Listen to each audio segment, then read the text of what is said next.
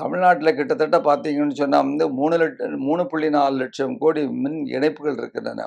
3.4 லட்சம் கோடி.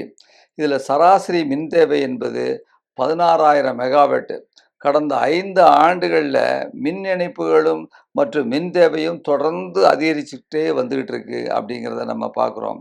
கடந்த 21ஆம் தேதி 4வது மாசத்துல நம்முடைய ஓவர் கன்சம்ப்ஷன் எவ்வளவு அதிகப்படியா வந்து நம்ம மின்சார மக்கள் வந்து நுகர்ந்திருக்கிறார்ன்னு சொன்னா 21,060 மெகாவாட் வந்து அதுவா உச்சத்தை அடைஞ்சிருக்கு.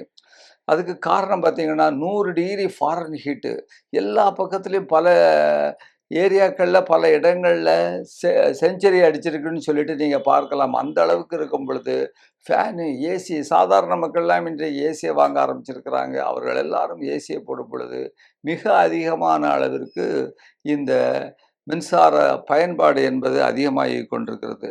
கடந்த 10 ஆண்டுகள்ல அ ச இருந்தது.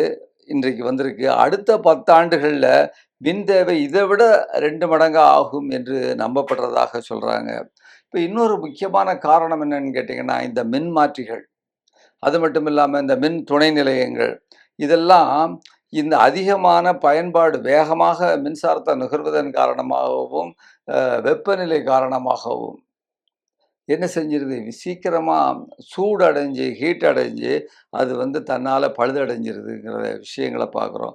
அப்ப இது மட்டும் இல்லாம, அதிகமாக ஒரே நேரத்தில வந்து மின்சாரத்த கன்சியூம் பண்றதுனால, ட்ரிப் ஆயிருது.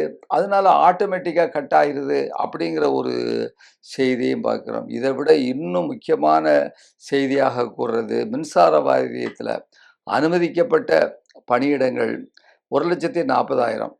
ஆனால் தற்பொழுது 65,000 பேர் தான் வந்து இன்றைக்கு பணிபுரிகிறார்கள். கிட்டத்தட்ட 40% ஊழியர்கள் தான் இன்றைக்கு மின்சார வாரியத்தில் பணிபுரிந்து கொண்டிருக்கிறார்கள் என்பது மிக மிக ஒரு மோசமான செய்தி.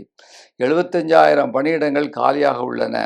இதில் களப்பிரிவு பணியாளர்கள் ஃபீல்டு ஸ்டாஃப்னு சொல்கிறாங்கள 47,000 பணியிடங்கள் காலியாக உள்ளன.